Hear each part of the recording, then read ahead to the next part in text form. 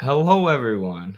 Welcome to another Midwestern Marks stream. Sorry to keep you waiting in the waiting room for a little bit, but we got an exciting stream today. We just want to make sure it's all ready to go, all planned out and perfect. We're going to be talking about the uprisings in France recently, as well as a clip that kind of went viral of Macron trying to cover up his expensive watch while he talks about the hardships that the workers are facing. We'll talk a little bit more about the deal that China brokered between Saudi Arabia and Iran, which could be bringing an end to the petrodollar. We'll also talk about China's recent meeting with President Putin. Um, we're going to discuss Carlos's new book, very exciting, Marxism. I always mess up the exact title. Is it the Purity Fetish and Western Marxism? The Purity Fetish and the Crisis of Western Marxism. Thank you. So we'll discuss that, talk about where y'all can get your hands on a copy of that. Yeah, and a few other things. So excited to be here, excited for another stream. Our YouTube channel's been growing like crazy. So shout out to all of you. Thank you for all the support. Everything we do at Midwestern Marks would be impossible without all our comrades and the community that we've been building here. So thank you all for that. And after our intro, we'll get right into it.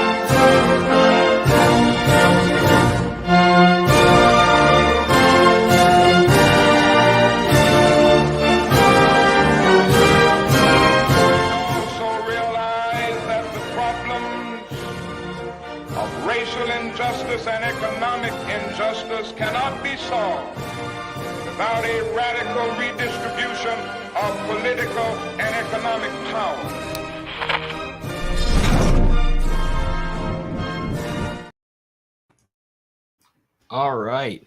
So I guess we can roll right into the first topic. We're very excited at Midwestern Marks, all of us. I mean, I can't imagine how you feel, Carlos, given the amount of time and effort you've put into this book. But we're all really excited that Carlos's new book dropped. Yeah, I'll let you take it away, Carlos, if you want to sort of pitch your book, talk about why you wrote it, and the core thesis or core message, whatever you want to talk about. Yeah. Well, this is a concept that I I developed as a sort of individual, um, basically, I think 2 years ago now. But it's been really fundamental for all of us at the institute, and you, me, Noah, Tom. We've all had countless conversations in which the concept has been really elucidating for our approach to understanding reality, to understanding some of the flaws we see in the left. um, and so I figured that, with the encouragement of the editorial board, that it was time to get all of these ideas that had been concretizing around our usage of the concept for basically 2 years, to put them all together in one place, in a way that captures historically the roots of what I'm calling the purity fetish outlook, but that also captures the unique forms it presents itself in the 20th century in Western Marxist authors, folks like Theodor Adorno, Max Horkheimer, Herbert Marcuse, and others. How it appears in the 21st century in prominent Marxist scholars like Slavoj Žižek, and then specifically how it appears in U.S. socialist movements. And I developed like the various forms it appears in the U.S. And I think really the importance of this concept is that it allows us to think in a comprehensive manner about the specific mistakes that various people have been criticizing in the Marxist-Leninist left, about the more general left in the West for quite some time, but without the framework that ties it to the ideological outlook, to the ideological grounds, which are the precondition for these mistakes, right? So, for instance, in the US, I talk about the rejection of actually existing socialism, the rejection of big parts of the working class, the rejection of its national past and using it in the process of struggling for a socialist future. I describe all of those as different forms through which this purity fetish outlook concretizes itself in socialist practice. And, in every instance, what I find is that not only does it prevent people from attaining truth, that is, from attaining a proper, concrete, dialectical understanding of the world, but also it prevents them from building a revolutionary movement. And it's no coincidence that, here in the West, we really haven't been able to build anything of substance in terms of socialism. I mean, we had the GDR for quite some years, but it wasn't like it was achieved through a popular revolution. We had the Portuguese Revolution, which is somewhat of a special condition because it was led by the military, and it was sort of led by an anti-colonial sentiment that developed in the generals and in the military. But in essence, that the West hasn't produced any mass revolutionary movement that has triumphed as the Third World and the East and the global South in general has been able to. And so I find that this purity fetish, again, it not only makes the Western left and Western Marxists in specific unable to understand the world, unable to capture truth and understand the world dialectically, but also unable to build a revolutionary movement. It divorces them from their masses. It divorces them from the global communist movement and the struggle for socialism globally.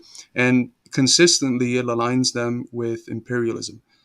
So again, a lot of the things that I am saying when it comes to individual critiques, I'm standing on the shoulders of giants. There's been amazing critics from our tradition, people like Michael Parenti, I'm citing all the time in my book, and Gabriel Rockhill and Domenico Losurdo and Roland Bohr and all these great Marxist-Leninist critical theorists who have participated in criticizing some of these flaws. But what has never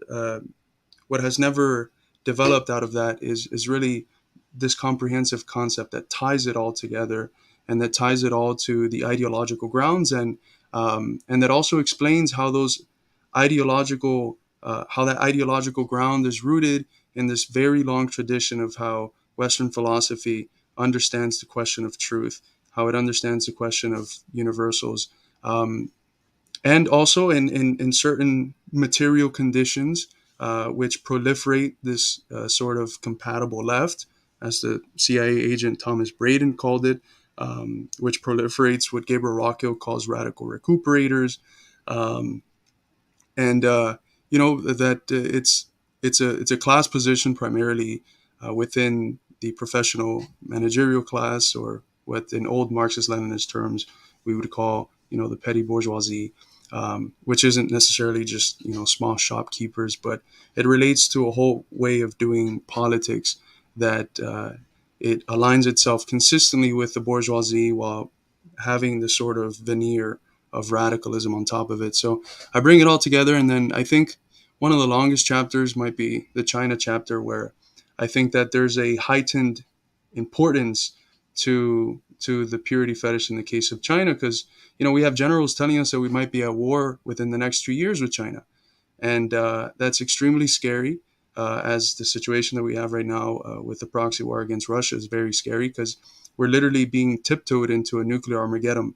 And instead of the left and people who consider themselves Marxists uniting, debunking the propaganda, the atrocity propaganda that's said on China and on Russia about Russia, and standing together in solidarity with these countries, specifically in the case of China, showing how it is that socialism has been able to lift 800 million people out of poverty, how the living standards are so much higher than they were 30 years ago, how they're getting frankly higher than in most cities in America, how their cities are a lot better than ours, how they have new cities popping up left and right, and how socialism is succeeding, and how Marxism has proven its truth in China. Instead of doing this, the Western left just falls for all the BS, atrocity propaganda, all the lies, that the that are manufactured to create consent for war, or as Parenti would say, the reality that's invented in order to deceive people and into believing a basket full of lies. So I dig into the case of China a whole lot deeper because of its heightened importance, and I critique some of the regular assertions that you hear from Marxists in the West. China took the capitalist road, and during reform and opening up in 1978, markets means no longer socialism, having private ownership, even if it's an auxiliary form of ownership next to centrally planned state, a centrally planned state economy. That means it's not socialism. I tackle all of these different critiques. Also, the one that China's authoritarian, and it couldn't be really more absurd when you actually look at the evidence in a comprehensive and dialectical manner. So that's what you can expect from the book. I try to mention in my acknowledgement that really it wouldn't have been possible without the Institute and without the conversations that I've had with you, with Noah, with Tom, with other folks on our e-board, and with the folks that we bring on to do interviews with, which, the vast majority of them, we've been able to build relationships of comradeship and friendship. Folks like Alan Freeman, Radhika Desai, Gabriel Rockhill, and many others whose relationships I've valued very much, and whose scholarship I respect tremendously. And I think it's the best of the best, the creme de la creme that is being produced today in terms of Marxist scholarship. So grounding myself on them, trying to expand in various areas beyond them with the concept of the purity fetish, with the concept of controlled counter hegemony, and yeah, the book is doing very well so far. The reception has been kind of beyond what I was expecting. Noah had very high hopes for the book, and he's been expecting the reaction. I guess came to the publication of it a little bit more humbled. I wasn't expecting for it to get the reaction that it's gotten, but it's been incredible. So yeah, pick it up at the midwesternmarks.com/books. Yes, in our store section. Absolutely. It was kind of wild watching the endorsements roll in from, Roland Bohr and Gabriel Rockhill. I'm like, wow, these are these people who we've looked up to and learned from and respected for so long. And they're finding value in this concept. And, it's a concept that, like you said, and I appreciate you giving me any credit in the development of that concept, but it's been useful truly for all of us, in analyzing. For me, focusing a lot of my stuff on geopolitics, understanding why these are a lot of Western so-called socialists have such a hard time supporting existing socialism, or at least supporting their struggle against imperialism and their right to self-determination. And yeah, and one of the points that I've been thinking about a lot lately, and I have yet to read the book, unfortunately. I'm waiting for to get a copy of the paperback. But one of the things I've been thinking about recently is the pedagogical use, or the educational use, of teaching our own history as a history of class struggle. Because people know, generally the Civil War and some of the major figures, Robert E. Lee, Ulysses S. Grant, Abraham Lincoln. But what people don't know, and this is why a book like The Half Has Never Been Told by Edward Baptiste is, ended up being so groundbreaking, because it gave an economic analysis of slavery. And he basically says that there weren't that many technological advancements in cotton picking, and all that you were getting advancements in was in the separation of cotton, which just meant they needed more cotton to be picked so it could be separated by the cotton gin. So what they did was just increase the amount of torture, right, to try and increase the intensity of labor. If the intensity of labor isn't high, as high as we want it, we'll inflict some sort of punishment or some sort of pain. And this was groundbreaking because the class dynamics of the struggle that culminated in the Civil War are rarely told. Not only were slave uprisings increasing, and you had like the John Brown led uprising, but there was also a sort of decrepit, beat down working class of white people in the American South who were starting to hate the plantation oligarchy. And, Andrew Jackson was almost like a right wing populist. He said, I'm going to go against the plantation oligarchy. We're still going to be racist and massacre indigenous people, but I'll give the working people a few things against the oligarchs. So I'm just teaching the class dynamics that culminated in that Civil War. And, you had the Northern industrial capitalists who were drawn into a struggle or drawn into competition for colonies and for resources, and, even trying to expand within the United States. The slave-owning plantation oligarchs in the South were drawn into a competition with the industrialists in the North. And all these different class dynamics were what drove the war and culminated in the war, which led to a revolution in the mode of production, a transition out of slavery and towards capitalism. So, when you hear that class struggle drives history, or that famous Marx quote about class struggle driving history, it can sound a little bit abstract until you particularize it, until you concretize it. And what a better way to concretize it than with our own history? But you can't do that if you're attached to this purity fetishism. Like, no, don't even talk to me about Abraham Lincoln and his, role within the class struggle. That ultimately was a progressive class struggle and moved the mode of production forward. He had racist ideas, or he wrote things that I disagree with, dismiss him completely. He's terrible. Our whole history is terrible. Our whole revolutionary history is bad and impure. It's a bulwark to knowledge. It's ultimately a form of idealism. And I think it's something that you've identified in your book. And that's why it's such a useful book right now for Western leftists who want to turn our country into not an imperialist, hegemonic, white supremacist, capitalist country.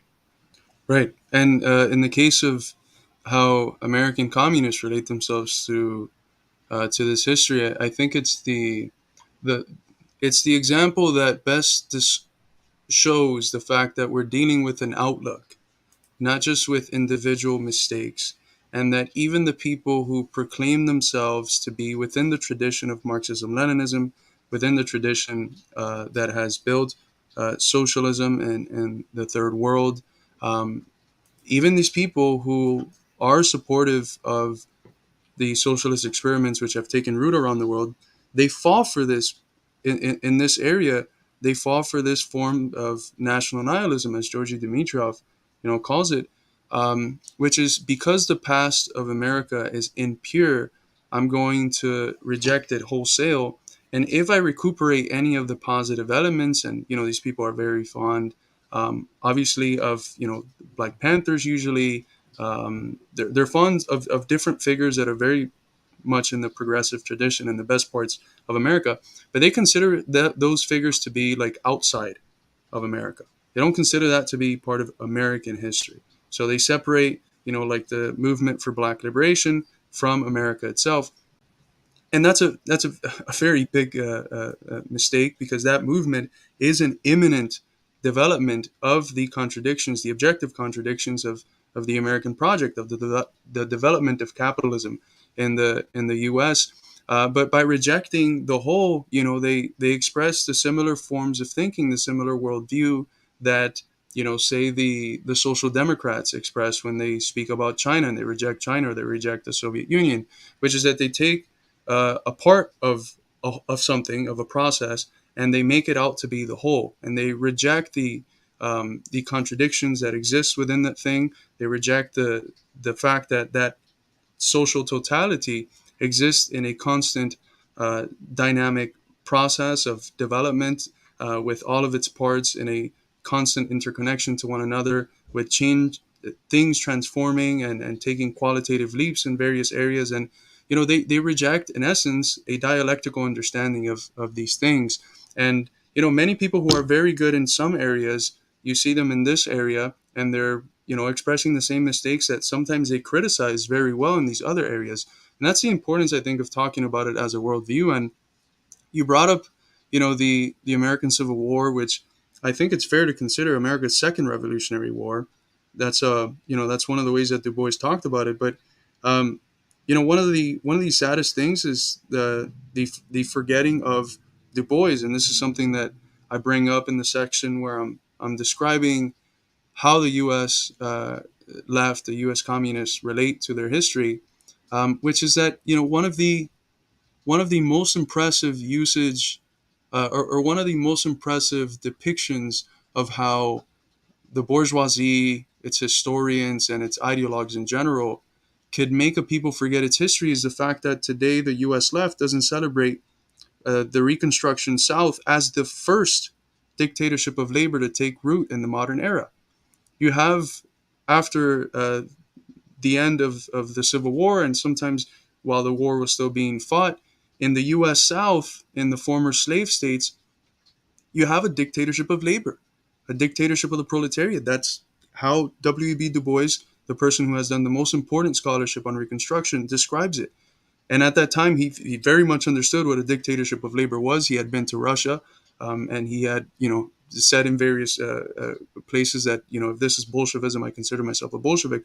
But he reinterpreted the class struggle dynamics that took place in the Civil War, and he saw that the reason why it was won was because it was a general strike. So in the same way that we would, if workers were to rise up in a general strike, go to the other side, fight with the other side, defeat an army in a war, and then a new mode of production arises, we call that a dictatorship of labor. We call that a revolution. And that's what the black proletariat, which is a tremendously important category. It's, the first chapter that Du Bois has in the book. At that time, the labor movement in the U.S. was considered to be just the wage workers. In the South, they considered them, just slaves. They didn't see the Southern slave worker as a worker, and therefore the labor movement never really thought to tie itself into the movement for the emancipation of the black slaves.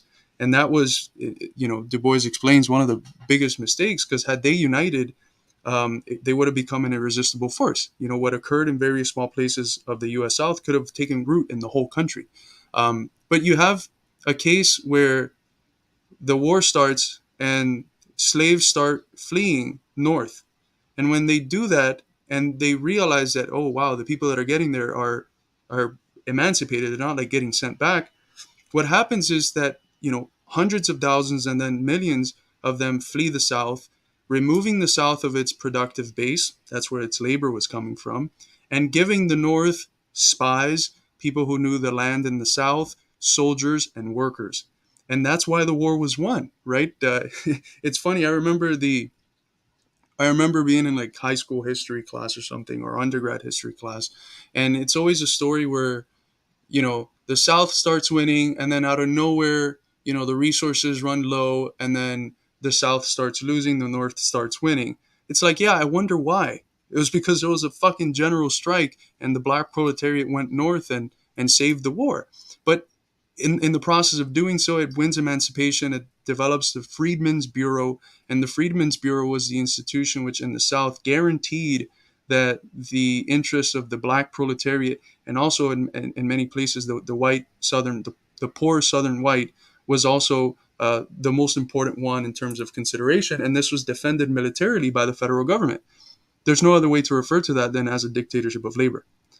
So that goes on for like almost a decade in the U.S. South. It starts before the French, the Paris Commune in France, and it lasts way longer than the 72 days of the Paris Commune. But no one fucking talks about it. Not in the world communist movement, not in the U.S. communist movement. No one fucking talks about it. And I had the opportunity recently to speak for the anniversary of the Paris Commune. With the IMG, an event that we co-sponsored, Midwestern Marx co-sponsored it with the International Manifesto Group. I got to give a short speech on the Paris Commune, and I mentioned it at the end. We have our own commune, and we don't know about it. And part of us not knowing about it is not just, the good job that the bourgeoisie and its ideologues have done in terms of propaganda and the erasure of our history, but also the left that has allowed itself to have its history taken from it, because it's a whole different way of approaching your people when you say, look, we have this very progressive history, we had not only the first socialist experiments in the 19th century in terms of utopian socialism, but we have the first dictatorship of the proletariat. So socialism is in it's in our blood and veins. It's the best things that we have in the history of our country. The moments in the history of our country where the ideals, the bourgeois ideals that are proclaimed in 1776 are to the largest extent actualized, was thanks to socialist struggles and thanks to the struggles of the proletariat. And we don't talk about this. So this is again the purity fetish and how it takes form in the analysis of American communists' national past, and it's another way of speaking about what Dimitrov called national nihilism. For sure. Thank you, Lillian, for the becoming a new YouTube member. We recently hit 20 of those, so shout out to all of you. That's interesting. We only ever hear about the failure of Reconstruction, right? They never talk about, what Reconstruction was, how that was essentially a dictatorship of labor. It's always about the sort of bourgeois counter-revolution that followed, and how, the ideals of Reconstruction were never realized. And then, we'd say that nobody ever talks about the Paris. I mean, nobody ever talks about that, like the Paris Commune, which is true. But, like you said, that should be our Paris Commune. I mean, Marx was in Europe, so he wrote about the Paris Commune in France, right? We're in America. That's our history. And this is, kind of the whole point in rejecting this sort of historical nihilism, is that this is our history. This is a history that people already have a grasp on, right? A history that people are proud of in many ways, and we're not teaching the class dynamics of it. And we're not teaching, and in that there's all sorts of failures, it's nihilistic. People think that there can't be a dictatorship of labor ever. There's strategy to be realized in reviewing our history and understanding that what we need to do is unify labor, move away from racism, move away from identity politics, bring together the proletariat of all colors, races, ethnicities, religions, whatever else, and unify based on our position in relation to the means of production. So there's so much that's lost by allowing that history to go, or being nihilistic about it and talking about it as all bad. And yeah, And that's it's why important. your book is so important too. Right. It's important to remember that history isn't just in the past. History shapes how we approach the future, how we engage in revolutionary praxis. So, this task of recapturing our progressive history, which is really a task of, you know, capturing truth, right? That's why I consider myself a philosopher. I am a philosopher. It's not what I am a philosopher. And philosophy is, but the love of truth, the search for knowledge, the search for truth. So I, it's more than just how we think about the past. It's how us thinking about the past helps us grapple with truth and move forward in a manner which can actually help us build a revolutionary movement. So, you know, I I'm not just saying it because it's my book, but I do consider that there's this serious crisis on the left where decade after decade after decade, objective revolutionary conditions arise and nothing fundamentally changes. They're squandered every time. Every single time. And every single time, if you study these movements carefully, whether it's Occupy Wall Street, the movement against the war in Iraq, and the Bernie Sanders movement, whether it's the Black Lives Matter protests, we had almost 35 million people in the streets. What's missing is organization, leadership, ideological clarity about what's going on, how do we move forward, what are the forces that exist now, what are the historical conditions which allow them to exist now in the way in which they do.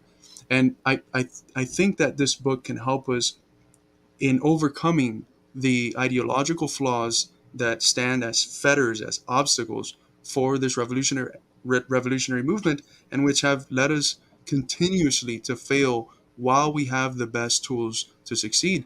We have today, we're not living in 1870s US. We're not even living in 1960s US. We're living in 2023. The conditions that exist within our racially diverse working class are much different than what they were 50 years ago. Today, the conditions for a united working class struggle are as fertile as ever. And at the same time, the conditions for the decline of the American empire are, we're seeing them right now. The ruling class can't continue to rule in the old way, right? So we have everything there, and all that's missing is for us to have, a transformation of outlook, to have the potential to have clarity about our current situation, and therefore the ability to move forward in a way that actually works. For sure. This is interesting here. This just caught my eye. You don't see a lot of videos and subjects on communes. One of the best analyses of communes and the role they can play. I mean, Venezuela has had this commune system essentially funded and supported by the ruling Socialist Party and the government since Hugo Chavez came to power. And they have like 5,000 communes, and the idea is, direct democracy, direct control of production. Using that centralized state power helps the sort of decentralized communes. And there's a sort of Trotskyite bent in the Venezuela revolution, like away from authoritarianism and towards more decentralized forms of power. So this is one of the ways they've attempted to do it. And, there are criticisms of the commune system too that I think are worth listening to, like from a Marxist-Leninist perspective even. But if you want to read, this is a good breakdown of it. And there's a book that was written on it too. So yeah, it's in relation to communes. But what we were referring to is the Paris Commune, of course, workers' uprising in France, where Marx's analysis of it leads him to the concept of the dictatorship of the proletariat, saying that, the government is going to smash any, worker society that they try and set up. And, what needs to happen is for the workers to seize the government, smash the capitalist state machinery and rebuild something new, which is kind of what, Venezuela's tried to do with like their commune system, is start creating new forms of political power, new forms of state power, new forms of economic democracy that haven't existed really in the capitalist world. So shout out to David Burney, who just got his copy of Carlos's book yesterday. $10 super chat, evening comrades. Thank you, Bernie. Good evening, David Burney. Good to see you again. One of our earliest supporters, our first Patreon supporter. So thanks for the constant support, David. We appreciate it. Thank you, David. Yeah, it's the analysis that they provide of the commune is so extremely important, and they do end up refining their analysis of what the state is going to look like, or what the state could look like, what forms the state could take once the working class grabs power. Before that, it had been a little bit vague.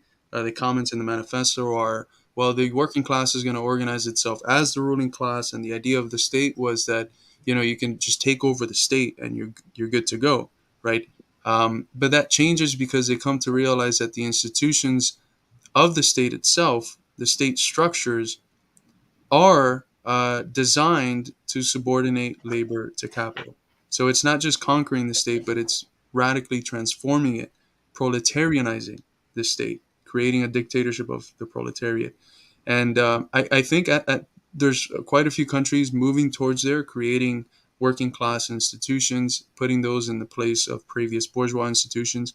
But the 5 states that can properly be called dictatorships of the proletariat today would be, of course, Cuba, the DPRK, China, Vietnam, and Laos, which are the ones that have been able to fully proletarianize their state. The other ones are in the process of constructing that. And there's various ways to refer to that. And I don't think, thinking about how to classify them is necessarily wrong, but the most important thing is to support them and realize that everyone is engaging in the revolutionary process, in the forms in which they are able to move forward and abolish the current state of things in their areas. And it's very hard to, comment from the U.S. where we haven't built crap yet. That's the important part. Where we haven't built anything to comment and critique, either Venezuela or Nicaragua for not doing this, not doing that. So I did say a small critique, a critique that you and I have made before for the International Magazine. We wrote an article about where these revolutions can be improved, and primarily our analysis was that they needed to radically transform the state, to move away from these bourgeois institutions, and that a bourgeois state, even if under the power of a workers' or socialist party, is going to continuously leave the door open for imperialism to collaborate with the national bourgeoisie and national forces. And I can't ever imagine a figure like Jenny Agnes, just a despicable fascist figure, or a clown like Juan Guaido popping up in Cuba. I can't imagine them popping up in China. And it's because that opening that's created by leaving bourgeois state institutions in place, even if you reform them here and there, that opening does not exist in those five dictatorships of the proletariat that exist currently in the world. So that's Yeah, I comradely. mean, it even gets more complex, like when you talk about Venezuela's National Assembly, because that was something that they set up to give the people more power. But then in 2015, due to U.S. influence and infiltration, the opposition party wins National Mm, Assembly election. So what do? I mean, they just kept they honored it. Um, the opposition was in power for 2 years. All they tried to do was shut down the government, overthrow the government on behalf of the U.S. People were like, what the fuck is this, and kicked them out. And then they claim that ever since they've been claiming the elections are rigged. But it's a complex process, is my point. Trying to move towards that qualitative shift in a dictatorship of the bourgeoisie towards a dictatorship of the proletariat, and develop these apparatuses that actually bring power to the people. Thank you, Cade Grenade, for the huge $25 super chat. New viewer from Midwestern Marks here. Awesome. We've had a bunch of new viewers lately, so we are very, very happy to have you all. I binge watched your Cold War Oversimplified series today while I was at work at FedEx. Thank you for doing what you were doing. Very, very cool. I say this a lot. One of my favorite things to hear is that people are watching or listening to the stream while they're at work. It's listening to theory and listening to Midwestern Marks on company time while you're getting exploited. So yeah, shout out to you, Cade, and thank you for that. I'm glad you enjoyed the oversimplified vids. Also love the profile pic. If I'm correct, I think that might be that lawyer from Better Call Saul, the guy that's like working with Saul's brother. I think his name is Chuck, if I recall correctly. But FedEx, that's pretty cool. We have there's a group that we've collaborated with before, and that we see ourselves collaborating more with in the future. Class Unity. We just did an interview with them maybe about a week ago now, and they are engaged in organizing with workers from UPS in Florida, which are potentially going to be striking within the next 2 months. So if you can get it going in FedEx, get it going. You got it. We believe in you. Unionize at Cade Grenade. Yeah. Just don't get fired in the process. That can happen. Be careful out there. Sir Duke, did I miss the part about the Iran-Saudi relations? No, you did not, but we can go into that next unless you had anything else you wanted to discuss, Carlos, or anything else you want to mention about the book. You can get it in three formats. Paperback, which I have it here, is a beautiful little paperback book. Um, I It's not in hardback or because it's a very short book. It's 104 pages of reading and about 140 with all the other stuff. But it's the sort of book where I think you can read it.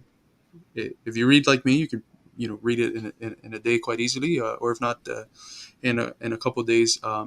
It's not the I wasn't trying to go for the massive thing that people don't want to read. I want something that people can within a few sittings be able to finish it and get the essential message, and then go back to organizing, hopefully having received some clarity. So it's a book that's very much grounded in our political activism. I don't like the word activism too much. In our revolutionary activities, it's much more preferred.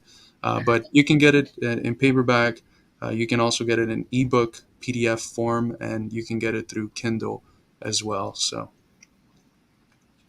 Yeah, check it out. Also, if you become a $10 Patreon member, a $10 YouTube member, we're going to release it on ebook sometime this week.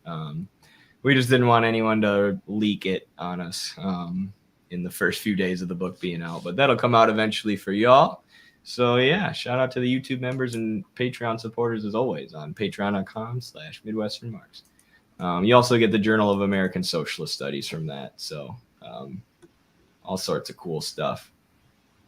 Yeah, so China now has recently brokered a dispute between Iran and Saudi Arabia. Or, I mean, they brokered an agreement which ends a long dispute between Iran and Saudi Arabia. We're often told by the U.S., this is a Sunni and Shia division. It's a division in the religion of the Muslim majority people who live in this area, and that's why Saudi Arabia and Iran are always butting heads.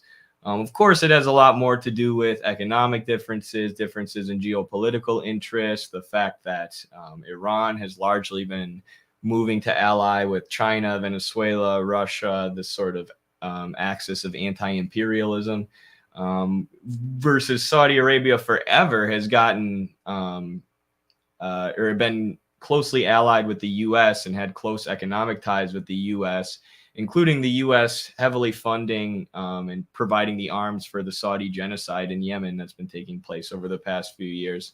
But the U.S. also has a deal, and this is one of the most important parts of this deal that China's brokered, but they also have a deal with the Saudis, the main oil producers in the world, that they'll only sell and buy oil with the U.S. dollar. And this, because the global currency isn't backed by gold or anything like that, essentially it's become backed by oil, what we call the petrodollar. And this gives the US dollar hegemony. It makes the dollar the most dominant currency on the global stage. But now China has started buying and selling a little bit more oil in their currency. And Saudi Arabia moving away or doing something that the US is really upset about, and developing closer relations with Iran in a deal brokered by China. So you have Saudi Arabia moving towards not one, but two U.S. enemies and away from their partnerships with the U.S. So this will surely anger the U.S. This is a lot of major geopolitical analysts like Chomsky and others have said this, could signal the decline, the beginning of the end for the petrodollar, which would be a huge shift globally. And could signal even an end of U.S. neoliberal hegemony, which has been declining forever. We're entering this era of multipolarity. That's something I think we understand, but this deal is a huge development, or a huge step in that direction towards an actual multipolar world. And yeah, I guess I'll let you jump in there before we talk about Xi's meeting with President Putin. But Yeah, absolutely. I mean, one of the most effective weapons of the U.S.'s hybrid warfare regime against the countries outside of its sphere of influence of empire are sanctions. And sanctions are in part grounded on this immense control, on this hegemony that the U.S. has over global financial institutions, which are grounded on the fact that the U.S. has a dollar hegemony. All countries have to have in their national banks, in their banks, they need to have dollar reserves. Without these dollar reserves, they won't be able to engage in international trade, especially with central commodities like oil. And the fact that now oil from Saudi Arabia is going to be able to be sold in yuan and perhaps other currencies as well is going to completely break down that edifice that has allowed the U.S. Dollar hegemony to develop, which is also the ground for the U.S.'s sanctions regimes, which are, again, one of the most important tools in the arsenal of the U.S.'s hybrid warfare against various countries. We're looking at one of the most dramatic moments in the fall of the American empire, in the fall of the power that the U.S. has to dictate global politics in the interests of American monopoly capital, American finance capital, in the interests of transnational capital, which is usually also rooted in the U.S. So very important developments, and oil is such an important commodity because it's what allows countries to have energy. And we saw that in part with this whole proxy war against Russia. A big component of it is the fact that the US does not want Europe dependent on Russian oil. And we saw earlier, towards the end of last year, the blowing up of the Nord Stream 2 pipeline. We saw maybe a month or two ago now, the article from Seymour Hersh explaining how it was the U.S. that was behind this. So the U.S. is basically willing to do all that is necessary in order to sustain this control and the tools that it has to continue controlling the global economy, to continue controlling global politics towards its interests. So this step that's taken by China in mediating relations with the Saudis and Iran is absolutely huge. And I think it marks a new era of global politics that's governed, as the Chinese call it, by win-win international relations and not by the unilateral sort of relations which the U.S. empire has forced upon the world, at least for the last 30 or so years since the overthrow of the Soviet Union. And also, it marks potentially the beginning of this vision that China has created for a shared future for mankind. And it's extremely important that humanity comes together and collaborates, and that we focus on mutual development, on collaboration, and not on the sort of antagonisms which become necessary when you have a global system like the capitalist imperialist system that we have now, or the neo-imperialist system is what some Chinese scholars are calling it, which dominates the world today and which is continuously bringing humanity to the precipice of nuclear Armageddon. It's very scary stuff that our politicians and our leaders are getting their people into. The people don't want to get into this. Poll after poll shows that the vast majority of Americans do not want to continue this proxy war against Russia.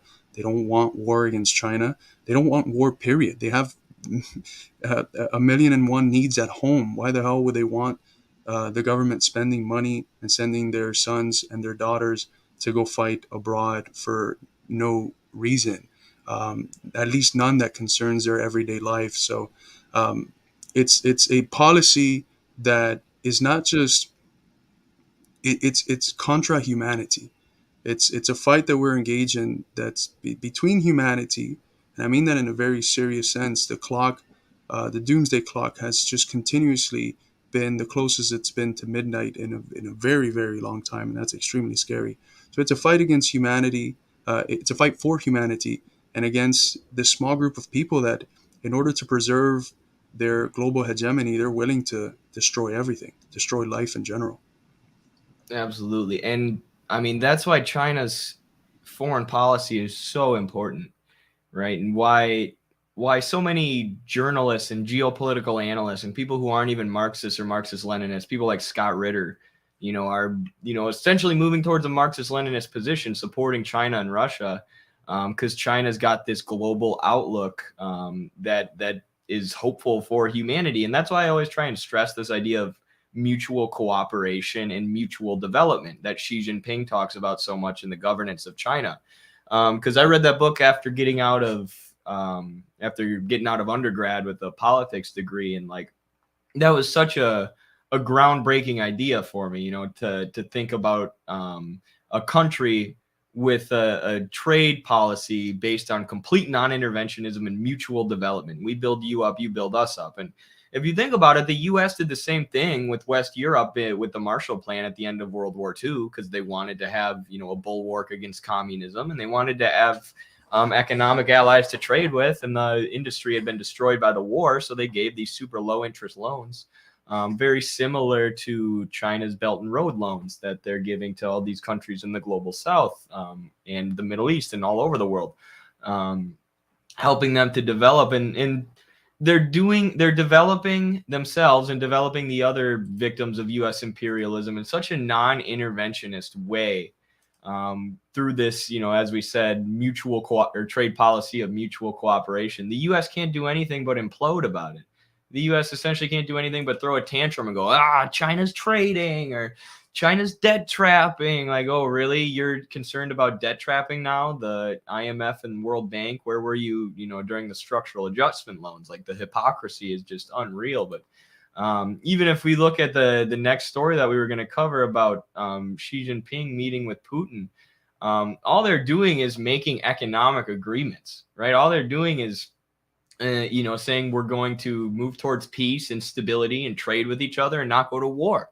And the U.S., this whole article is just throwing a temper tantrum, like, oh, but Putin did war crimes. How could China do this? China supports war crimes. Like, okay, we're giving $3 billion a year to freaking Israel. By your logic, no country should trade with Israel. No country should trade with the U.S. You're not going to have economic relations with any country who's done war crimes. Okay, have fun isolating yourself from the rest of the world. Like, it's so absurd. But this is just the U.S. throwing a tantrum that China is winning the new Cold War. But I don't even want to say that, because China's not engaging in a new Cold War. They're trying to avoid it, right? China's just engaging in, as we said, this foreign policy of mutual development, investing, developing, investing, developing. And the U.S. can't do anything but melt down.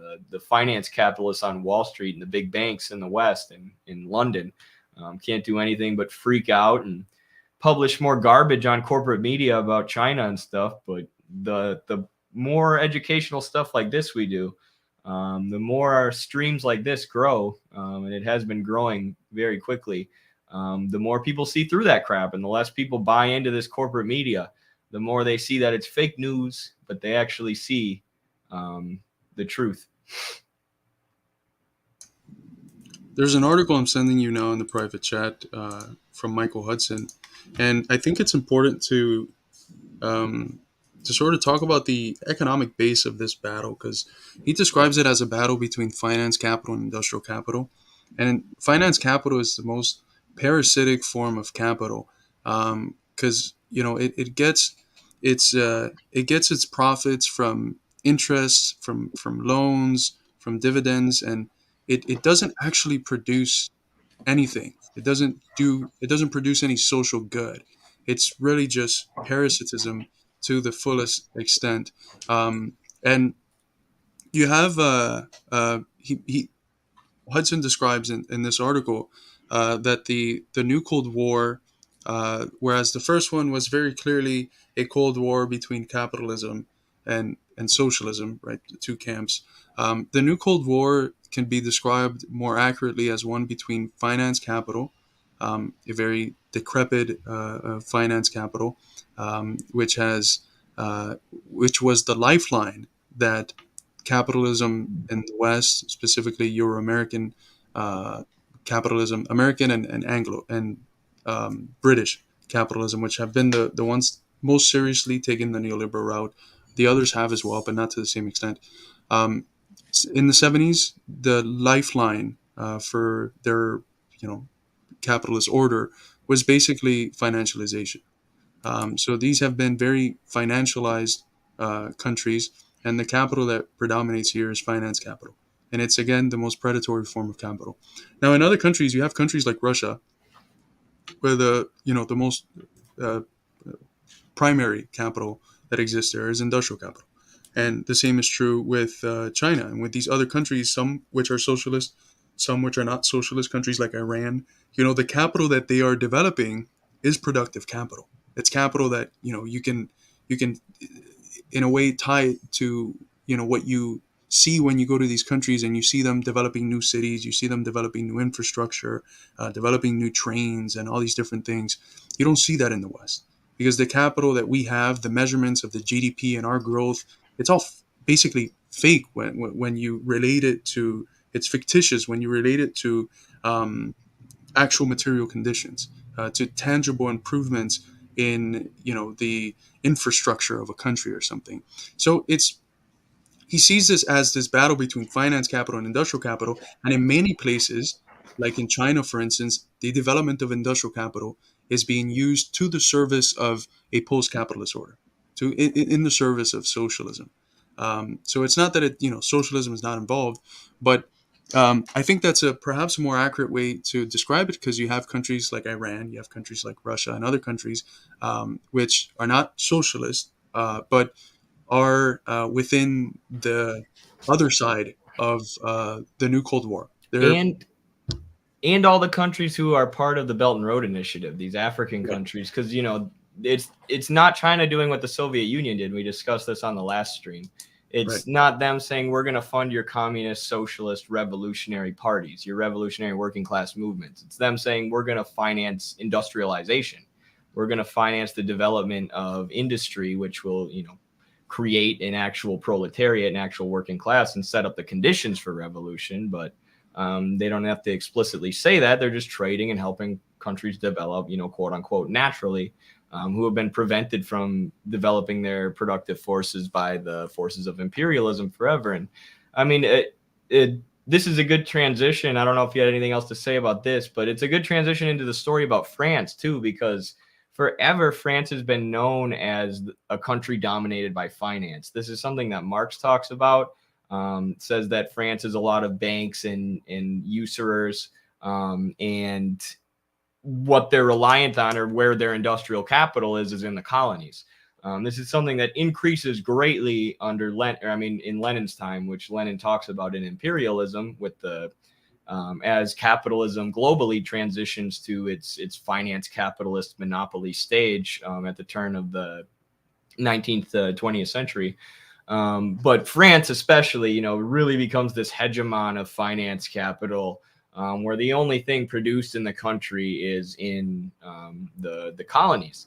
Now today, it's just literally a usurer state, a rentier finance capitalist state.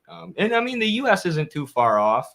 There's still industry and productive industry in the U.S. It'd be interesting to look at an actual comparison between the U.S. and France, but um, yeah, France has always been known as a state essentially run by a bunch of bankers. And now we've got these uprisings of workers as the financial oligarchy, the French government, controlled by these bankers, controlled by the financial oligarchs, tried to decrease the retirement age for workers from 64 to 62.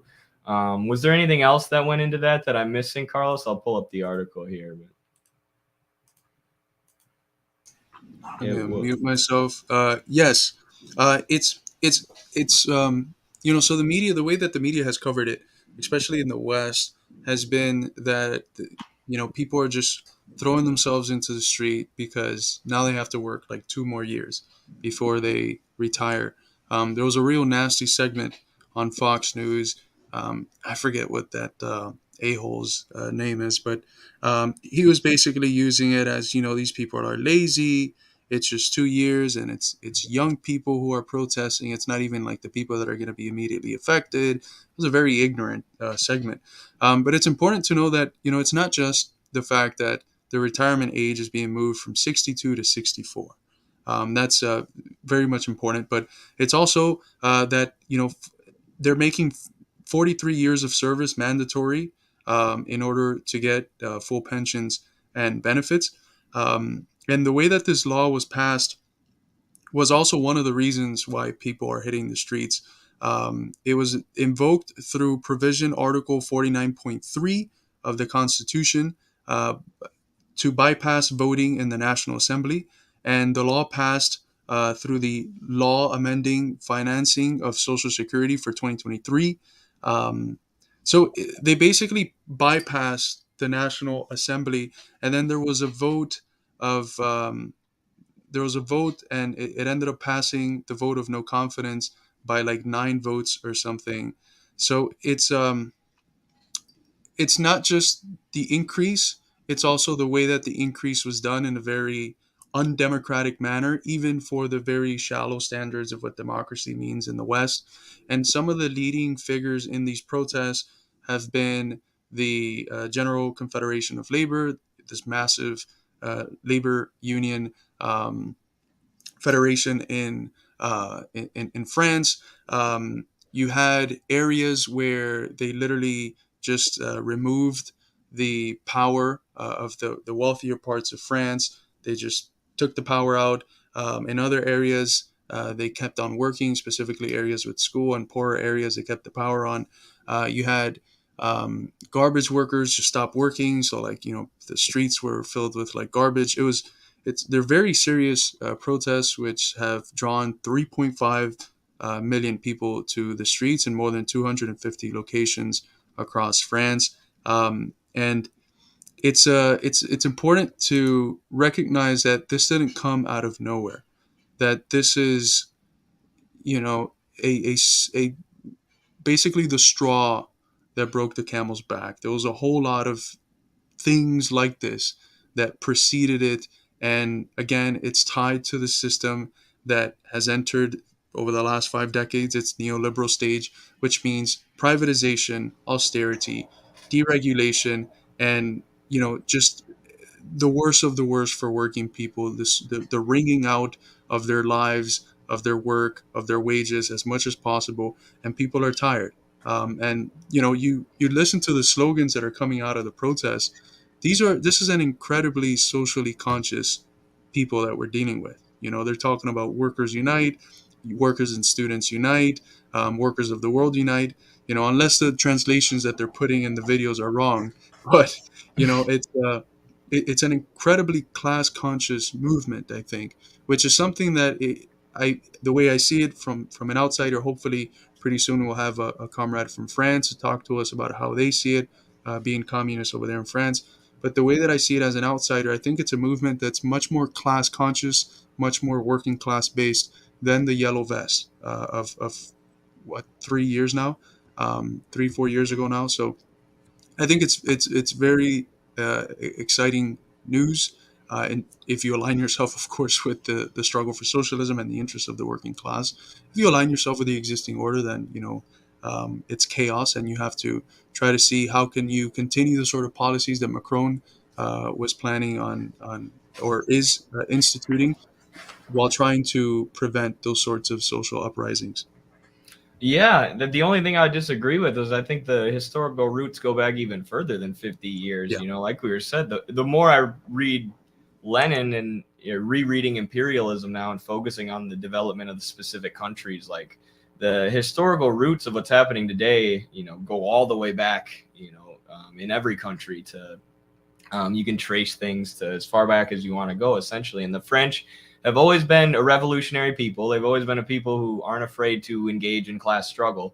And as we said earlier, they've always been a country dominated by finance capital, or one of the most thoroughly dominated countries. So, and it was nice. We had a lot of French foreign exchange students in the politics program at the college that we went to. But they would talk about it a lot. Like they would ask us, what do Americans think of the fact that we're always protesting against our government and rising up against our government? I saw someone earlier said that a similar law to what was enacted or what they wanted to enact in France was enacted in Czechoslovakia, right? Is that what you mean by Czechostan? I'm assuming that's the right country, but Czech Republic. But in some cases, the proletariat or the working masses aren't even class conscious enough to realize something like this. So it is a testament to the political consciousness of the French proletariat, I think, and how bad things have gotten as far as the dominance of finance capital and the concentration of wealth, and every increase in wealth and every source of profit for the finance capitalists is a tax on the rest of the population, is a burden on the rest of the population, because it's debt, right? Because it's debt that we owe with interest that's constantly compounding. It's a weight on the working class, which the French people are trying to throw off of them. So yeah. right. So Marx called it a second form of exploitation. There's the first form, which happens at the process of production, and there's the second form, which happens through debt. And that's not very often talked about, especially in a society like ours, where debt slavery is so prevalent in the everyday lives of the vast majority of Americans. But I meant like 50 years, by the way, just in the sense that like France had been able, because of the struggles of the party, because of the struggles of militant labor unions, to develop, as most of Europe did, like a social democracy. And that really begins to be eroded around the 70s with the neoliberalism and this turn towards financialization, and it gets really rampant over the last like 2 decades.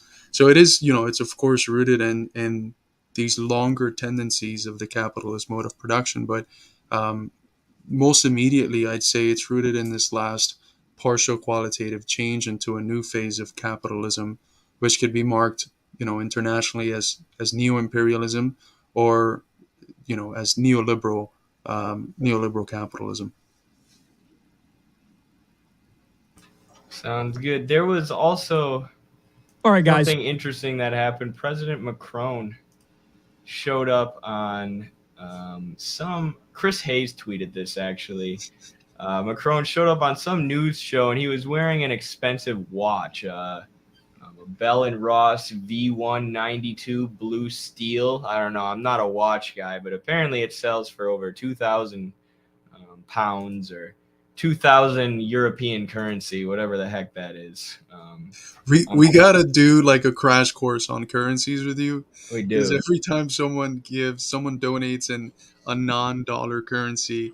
I'm like, where's that from? Right, I just sound like a redneck American. Like, right. what are those? Give me dollars or get out. You're gonna single-handedly uphold dollar hegemony. I am. By having all Midwestern Mark super chats come in through the dollar. Right. Midwestern Mark super chats will now be what backs the dollar. Here's some Kyle Galinsky coverage of the watch thing with Macron. See if you could hear any of the taps. So he has the watch here, doesn't have the watch here. We're analyzing this like the Zapruder film. Il y a les blocages, et les blocages, il faut pouvoir les lever quand ils empêchent l'activité normale. Et c'est pourquoi d'ailleurs j'ai demandé, c'est pourquoi j'ai demandé au gouvernement d'essayer au maximum. Okay, so what he said was that the watch banged on the table, so that's why he took it off, because people were saying he took it off because it looks bad. But, I mean, either way, now it's a scandal. Either way, now people know that he was wearing this expensive watch. It reminds me of something Joe Biden said the other day about how he had a whole pint of ice cream in his fridge, or a whole, like, fridge filled with ice cream. I'm like, oh, you rat bastard. Like, there are people struggling to eat in America. You got a whole fridge of ice cream. Maybe it's because I'm trying to eat healthier now and eat more vegetables, and I'm just really jealous of the ice cream aspect of that. But it is ridiculous to see these politicians flaunting their luxury goods while their people are literally rising up because they're not going to be able to retire. And regardless of how small this might seem in the bigger picture, I think it's these small details which really stick to people's minds. Like, this fucker's gonna raise the retirement age 2 years, do it undemocratically, and then he's gonna flaunt, a 2, 3, €1,000 watch on television. Really, So these small details, I think, they're meaningful, right? They're small in relationship to the larger scheme of things and to the more substantive things, but it's the sort of things which linger in people's consciousness and sometimes can provide a nice motivational spark for their revolutionary activity. True, yeah. I see some people comparing it to the Let Them Eat Cake. It's a very similar thing, yeah. I mean, and who knows that it's disputed whether Marie Antoinette actually said that or not. But regardless, it's become a piece of revolutionary history. It's become something that workers rally around. So the disconnect of the ruling class. Maximum de négocier et ensuite de réquisitionner. Ce que nous avons pu faire. So you see there, he took his watch off, his luxury good. It's interesting. I was reading Capital Volume 2 today, and I was reading about the exchange of necessary goods versus luxury goods. And I'm not going to lie, I was getting mad at Marx as I was reading it. I'm like, Marx, this is the most boring shit you've ever written. This is the driest, most scientific thing I've ever had to make my way through when reading Marx. But it was good. And, you realize there's a huge portion of the economy dedicated to producing luxury goods for capitalists that could be going towards producing more necessary things. But not that we wouldn't have luxury goods under socialism, we would. But the V192 blue steel watches will be distributed. That's step one, as well as the cake. Right. I mean, I wonder if luxury goods itself would be redefined.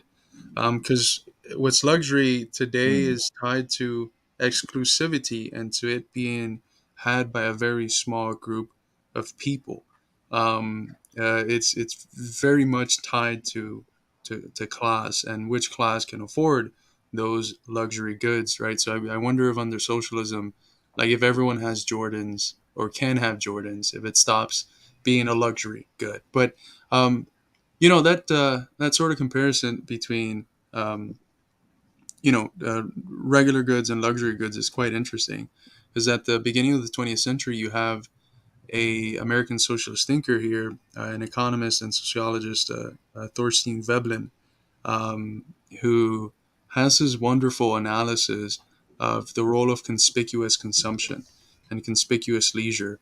And he was, he was really getting at the core of what Marx was describing as leisure goods and the exchange of leisure goods, which is that they only really become leisure and or the consumption is only conspicuous when that which you're consuming you're treating as superfluous and dispensable, right? Only when it's very in your face in its wastefulness does it become conspicuous, and when that has become itself necessary, for social status and all that. So you have this nice paradox of people have called it a paradox of superfluity, where at the same time as this is a necessary component of social life under conspicuous consumption capitalism, the essence of that component is wastefulness.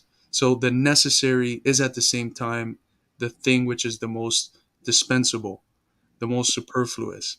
And that's a somewhat interesting dialectic, but Thorstein Veblen explores it and how it takes root in the U.S. in his book, the Theory of the Leisure Classes. And of course, as always, Marx had already had his hand in the pizza.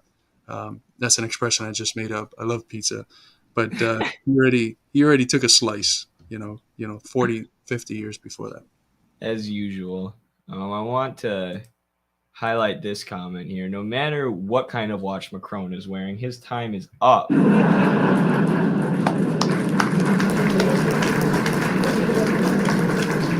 Good job, KP Jen. That was the best joke of the stream so far. Absolutely. I love it.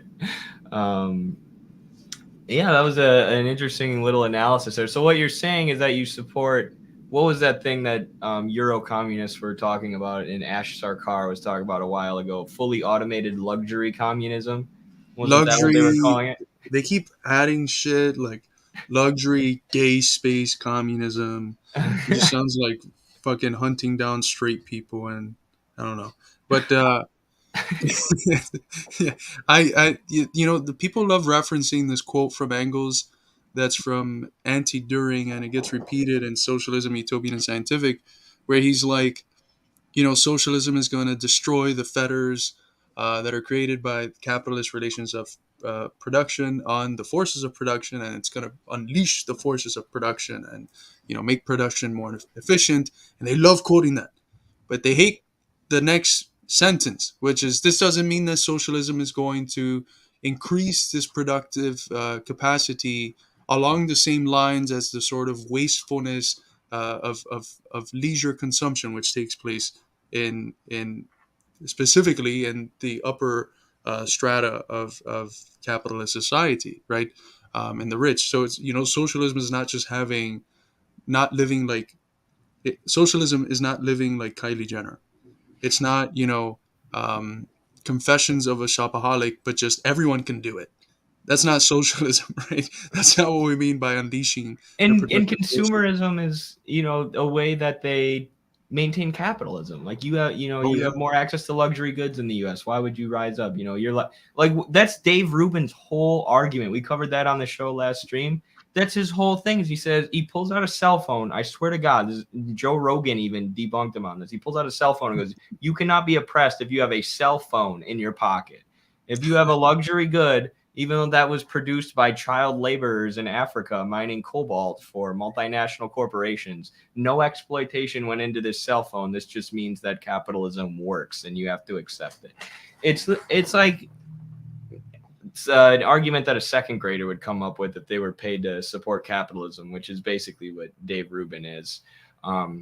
Sorry, I didn't mean to interrupt you. I just got one more thing. When I hear fully automated luxury space communism, I just think of the movie WALL-E, where like humans get so lazy because they have everything taken care of for them, and they're just like rolling around in chairs, like eating milkshakes and stuff. I don't think that's what we want socialism to be. Maybe some people, I don't know.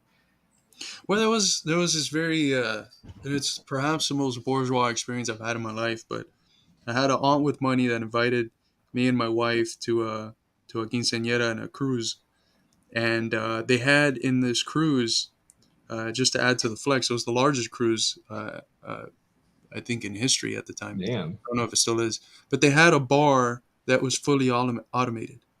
So you would just order, and then the bartender was a robot. What? it was pretty sick.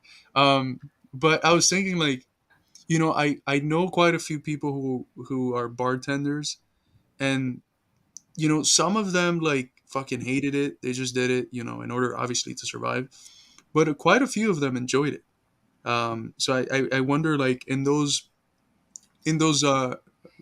areas of labor which can be automated, to what extent, like, will there still exist human labor doing it in certain portions of society, just because certain human beings find it fulfilling to prepare a nice drink? That art of you know, preparing drinks and mixing, I find it fascinating, and the people that do it are extremely skilled.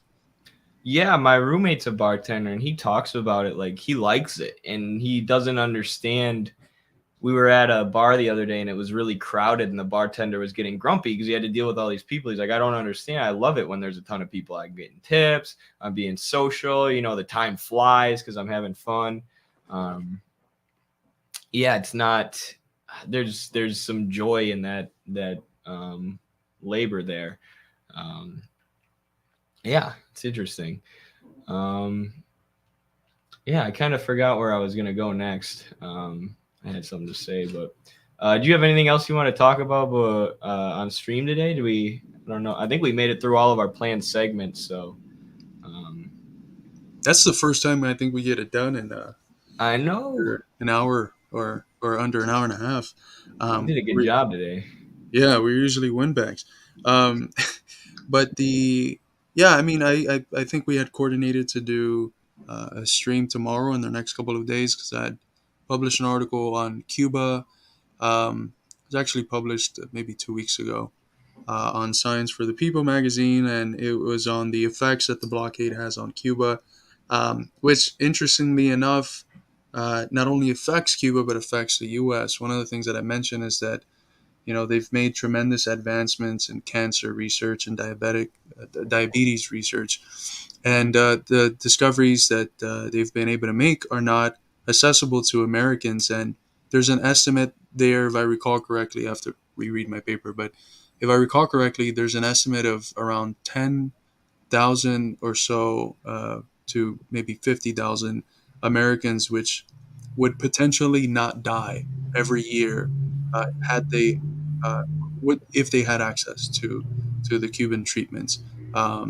So it's the blockade on Cuba not only affects Cubans, it also affects Americans.